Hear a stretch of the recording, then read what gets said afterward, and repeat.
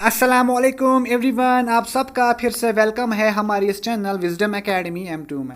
So dear viewers and dear students, आज से हम स्टार्ट करने वाले फोर्थ सेमेस्टर पॉलिटिकल साइंस का J1 का सिलेबस, जो कि माइनर वालों का भी सिलेबस है। तो विदाउट वेस्टिंग टाइम, मैं जानता हूँ कि आपके एग्जाम्स चल रहे हैं, तो जितने भी स्टूडेंट्स मेरी वीडियोज़ देख रहे हैं जिनका पॉलिटिकल साइंस मेजर है, माइनर है एंड एंड वो फोर्थ सेमेस्टर में पढ़ रहे हैं, तो जितने भी स्टूडेंट्स फोर्थ सेमेस्टर में पढ़ रहे हैं, खासकर माइनर वालों का, तो उनके लिए मेरी वीडियोस बहुत ही ज़्यादा बेनिफिशियल रहने वाली है, आपके लिए फ़ायदेमंद रहने वाली है। स्पेशली आपके लिए वीडियोस बना रहा हूँ मैं। तो आपके माइनर वालों का, fourth semester political science minor वालों का एंड J1 वालों का जो पहला ही कॉन्सेप्ट आता है ना सिलेबस में, वो है एंशिएंट इंडियन पॉलिटिकल थॉट। यूँ तो आपका पूरा सिलेबस ही पॉलिटिकल थॉट पे बेस्ड है।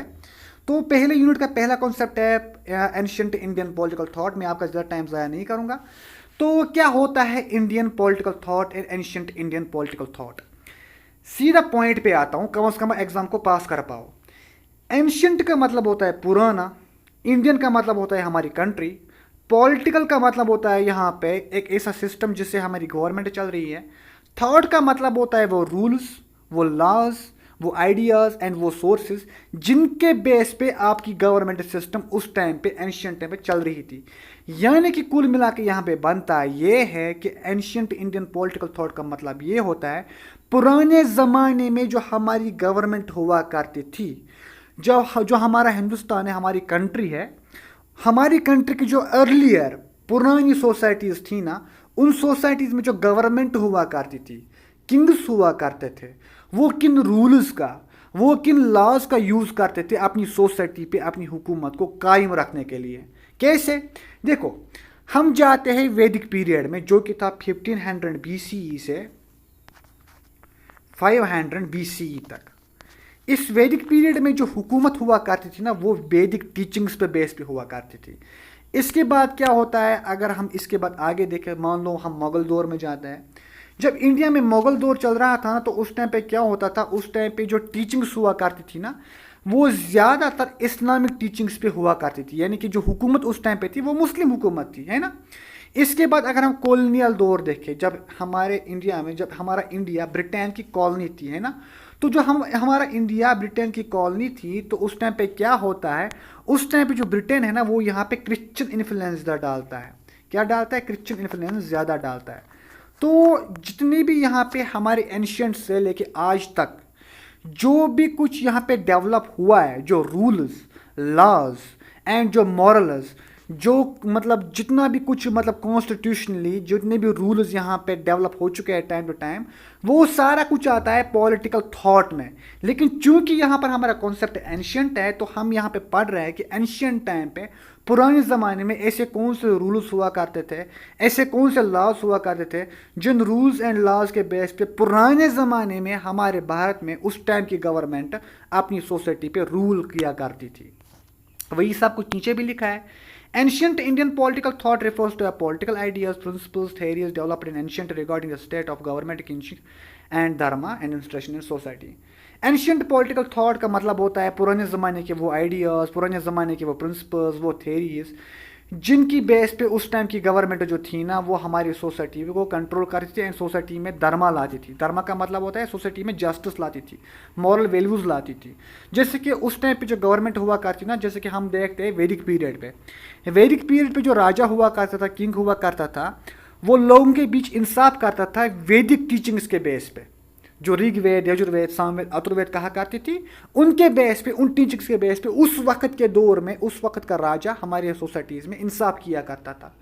इसी तरह से जब यहाँ पे मुगल रूल आया, तो मुगल रूल भी हमारी सोसाइटी में इंसाफ किया करता था, जस्टिस करता था, लेकिन किन टीचिंग्स के बेस पे? अपने धर्मा के, अपनी रिलीजन के टीचिंग्स के बेस पे। तो कहने का मतलब यहाँ पे ये है कि एक कॉन्सेप्ट यहाँ को देखने को हमें मिलता है जो कि धर्मा, दैट मीन्स कि हमारे भारत में एंशियंट जो गवर्नमेंट हुआ करती थी, पुराने ज़माने की गवर्नमेंट जो हुआ करती थी, वो उस टाइम पे अपनी सोसाइटी पे इस तरह से रूल करती थी कि वो धर्म का यूज़ करके, रिलीजियस टीचिंग्स का यूज़ करके अपनी सोसाइटी को कंट्रोल करती थी, सोसाइटी में जस्टिस लाती थी, सोसाइटी में इक्वलिटी लाती थी। लेकिन इसी के बेस पे इसको क्रिटिसाइज भी बहुत ज़्यादा किया जाता है, क्योंकि अगर हम एंशियंट के बारे में देखें तो एंशियंट में से हमें हमें अपने भारत में देखने को ये मिलता है कि उस टाइम पे वैदिक टीचिंग्स के बेस पे ज़्यादातर हुकूमत की जाती थी। जो राजा हुआ करता था हमारे पुरानी सोसाइटीज़ में हमारे भारत में, वो वैदिक टीचिंग्स के बेस पे हुकूमत किया करता था। एंड आपको पता है कि अगर आपने सोशोलॉजी भी पढ़ी होगी तो 4th सेमेस्टर सोशोलॉजी मैंने पूरा सिलेबस पढ़ाया है, उसमें मैंने आपको एक कॉन्सेप्ट दिया था वर्ना सिस्टम के बारे में, जो कि वेदास में ही लिखा है। तो कुछ राजा ऐसे भी हुआ करते थे जो लोगों के बीच में ना एक डिवीजन क्रिएट करते थे कास्ट के बेस पे, जैसे कि Brahmins, Vysya, Kshatriyas and Shudras. तो कुछ लोग जो है मॉडर्न वर्ल्ड में क्या करते हैं ना, इस एंशियंट पॉलिटिकल थॉट को इस बेस पे क्रिटिसाइज भी करते थे कि लोग उस टाइम डिस्क्रिमिनेट हुए थे इस टीचिंग्स के बेस पे, वैदिक टीचिंग्स के बेस पे। अदरवाइज अगर हम पॉजिटिव में देखें तो हाँ, उस टाइम पे पुराने ज़माने में जब वैदिक रूल यहाँ पे था, उस टाइम पे जो राजा हुआ करता था वो वैदिक टीचिंग्स के बेस पे क्या किया करता था, सोसाइटी में इंसाफ किया करता था। तो एंशियंट इंडियन पॉलिटिकल थॉट का सिंपली मतलब ये होता है कि पुराने ज़माने में जो पुरानी सोसाइटीज़ थी, उस टाइम की सोसाइटीज़ में जो उस टाइम की गवर्नमेंट हुआ करती थी, वो अपनी सोसाइटी को किस तरह से कंट्रोल करती थी, किन प्रिंसिपल्स एंड थेरीज के बेस पे। देखो, meaning of ancient Indian political thought. अब हमें ये भी देखना है कि हमें कैसे पता चलता है कि एंशियंट पॉलिटिकल थॉट किन किन आइडियाज़ के बेस पे था। हमें ये तो पता चल गया कि एंशियंट का मतलब हुआ पुराना, इंडियन का मतलब हुआ हमारी कंट्री में, पॉलिटिकल थॉट का मतलब हुआ ऐसे कौन से आइडियाज़, प्रिंसिपल्स, रूल्स थे जिनकी बेस पे हमारी एंशियंट सोसाइटीज़ में एक गवर्नमेंट हुकूमत किया करती थी, एक किंग हुकूमत किया करता था। देखो, it is the study of political ideas found in ancient texts. हम एंशियंट टेक्स्ट्स पढ़ते हैं, जिस तरह से हाँ नीचे लेकर हम वेदास को पढ़ते हैं, जैसे कि मैंने आपको पहले ही बोला, हम वेदास को पढ़ते हैं, उपनिषद को, रामायण को, महाभारत को, मनुस्मृति को, अर्थशास्त्र को। हम जब इनको पढ़ते हैं ना तो हमें पता चलता है कि पुराने ज़माने में, बहुत पहले, जब हमारे भारत में राजा रानी का कॉन्सेप्ट था, जब राजा हुआ करते थे, किंग हुआ करता था, वो अपनी सोसाइटी को किस तरह से कंट्रोल करता था, सोसाइटी को किस तरह से स्टेबल करता था, सोसाइटी में किस तरह से जस्टिस होता था, सोसाइटी में किस तरह से इक्वलिटी लाता था।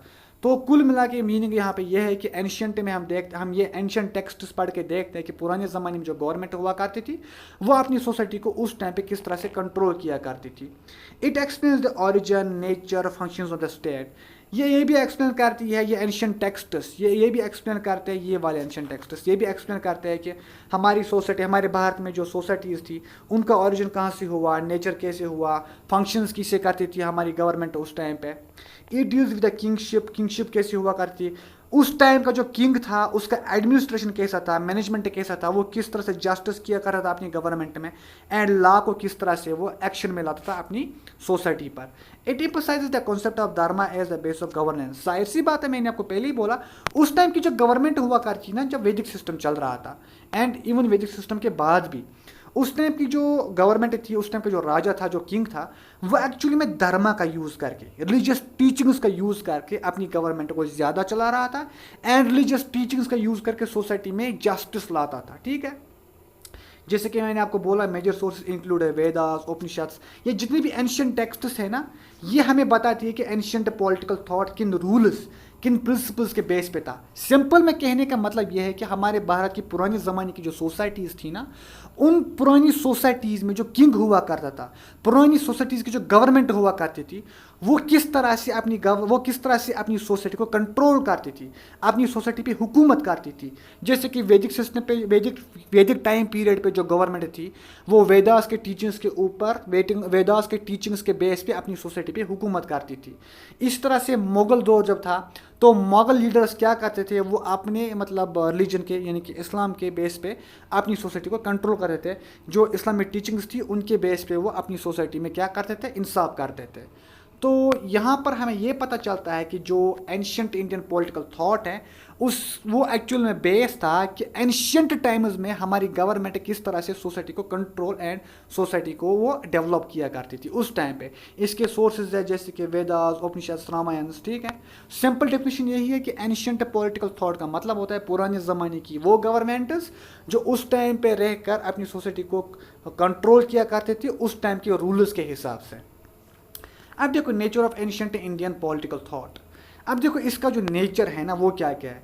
पहला है रिलीजियस नेचर। मैंने आपको पहले ही बोला, उस टाइम की जो टीचिंग्स थी वो रिलीजियस टीचिंग्स थी, जैसे कि वेदास टीचिंग्स थी। ठीक है, politics was closely connected with religion and धर्म। मैंने ये भी आपको पहले एक्सप्लेन कर दिया, जो पॉलिटिक्स था वो बहुत ही क्लोज था किसके, रिलीजन एंड धर्म के। यानी कि उस टाइम की जो गवर्नमेंट किंग हुआ करता था ना, वो एक्चुअली में अपने एडमिनिस्ट्रेशन में अपनी रिलीजियस टीचिंग्स को इंक्लूड करता था, अपनी मजहबी टीचिंग्स को अपने एडमिनिस्ट्रेशन में वो इंक्लूड करता था।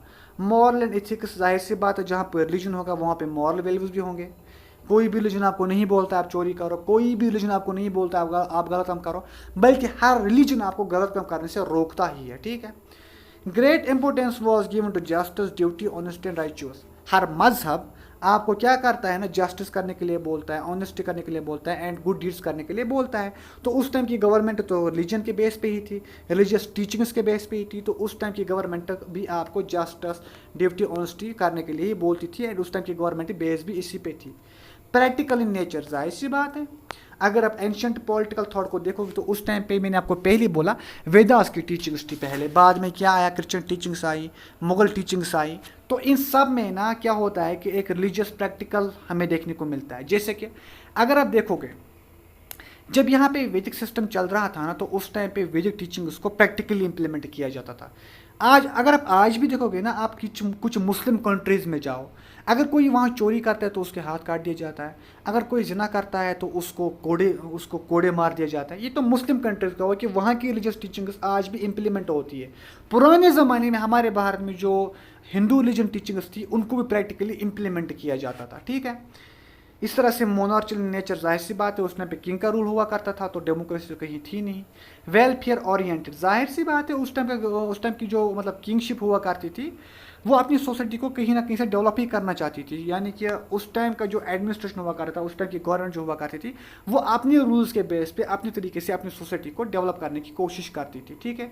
रिलीजियस लॉज के बेस पे थी वो, जैसे कि मैंने आपको पहले ही बोला। Governance was expected to be conducted according to dharma and establishments. जाहिर सी बात है मैंने आपको ये भी एक्सप्लेन करके दिया है कि धर्म का कॉन्सेप्ट था, रिलीजियस टीचिंग्स के बेस पे उस टाइम की गवर्नमेंट हुआ करती थी। नेक्स्ट जो हमारे पास कॉन्सेप्ट है वो है features of ancient Indian political thought. Features का मतलब होता है एट्रीब्यूट्स, कैरेक्टरिस्टिक्स, क्वालिटीज, ठीक है, खुसूसियात। एंशिएंट का मतलब होता है, जो कि मैं आपको समझा चुका हूँ, एंशिएंट इंडियन पॉलिटिकल थॉट पुराने ज़माने की गवर्नमेंट स्ट्रक्चर किन प्रिंसिपल्स के बेस पे थी। तो इसके एट्रीब्यूट्स, इसकी फीचर जो हमें देखने को मिलता है एंशिएंट इंडियन पॉलिटिकल थॉट के, पुराने गवर्नमेंट स्ट्रक्चर के, वो है पहला इंपोर्टेंस ऑफ धर्म। पुराने ज़माने का जो किंगशिप हुआ करता था ना, जो गवर्नमेंट हुआ करती थी ना, वो बेस ही हुआ करती थी रिलीजियस टीचिंग्स के ऊपर। वैदिक पीरियड को देखें तो वैदिक पीरियड में जो हुकूमत थी वो रिलीजियस वैदिक टीचिंग्स के बेस पे हुआ करती थी। उस दौर में अगर कोई इंसान गलती करता तो वैदिक टीचिंग्स के ऊपर उसको सज़ा दी जाती थी। जब मुगल दौर यहाँ पे आया तो उस टाइम हमें इस्लामिक टीचिंग्स देखने को मिलती है, ठीक है। तो पहला जो इसका फीचर है, क्वालिटी है, वो ये है कि उस टाइम धर्म को इम्पोर्टेंस दी जाती थी, ठीक है। उस टाइम का जो किंग हुआ करता था वो अपने एडमिनिस्ट्रेशन में, यानी कि अपने मैनेजमेंट में रिलीजियस टीचिंग्स को इन्वॉल्व करता था। सिंपल से एग्जांपल है वैदिक टीचिंग्स के, वैदिक पीरियड के ऊपर, वैदिक टाइम पीरियड में जो उस टाइम पे किंग हुआ करता था वो वैदिक टीचिंग्स के बेस पे अपनी सोसाइटी में इंसाफ एंड जस्टिस किया करता था। दूसरा है वेलफेयर ऑफ स्टेट। अब पुराने ज़माने में हुआ क्या करता था कि एक ही किंग तो नहीं हुआ करता था। अगर वैदिक पीरियड में चले जाए ना तो मतलब अलग अलग राज्य हुआ करते थे बहुत ही पुरानी सोसाइटीज़ में। तो जो छोटे छोटे राज्य हुआ करते थे ना, हर राज्य स्मॉल जो छोटे छोटे राज्य हुआ करते थे ना, हर राज्य क्या करता था अपनी सोसाइटी में और अपनी सोसाइटी को और ज़्यादा डेवलप करने की कोशिश करता था। जो एक राज्य हुआ करता था वो अपनी सोसाइटी को इसलिए ज़्यादा डेवलप करना चाहता था कि जो मेरी सोसाइटी है, मेरा जो राज्य है वो और मजबूत हो जाए और डोमिनेंस मेरा उसमें बना रहना चाहिए। इस तरह से जो दूसरा राज्य था वो भी अपनी सोसाइटी को और ज़्यादा डेवलप करना चाहता था ताकि उसकी हुकूमत काफ़ी टाइम तक बनी रहे, कंटिन्यूसली रूलिंग में रहे, ठीक है। स्ट्रॉन्ग किंगशिप, हर राज्य, हर गवर्नमेंट, हर किंग अपनी गवर्नमेंट को, अपनी किंगशिप को और ज़्यादा स्ट्रॉन्ग करना चाहता था ताकि उसकी हुकूमत कंटिन्यूसली रहे एंड जितना भी एरिया उसके अंडर है उसका डोमिनेंस कंटिन्यूस रहे। Organised administration, a systematic administration structure was developed in ministers and officials. उस टाइम पे क्या हुआ करता था ना, वो राज्य दरबार हुआ करते थे, ठीक है। तो उस टाइम पे जो राज्य दरबार हुआ करते थे, अलग अलग किस्म के वजीर हुआ करते थे, अलग अलग किस्म के उस टाइम के जो मिनिस्टर्स हुआ करते थे।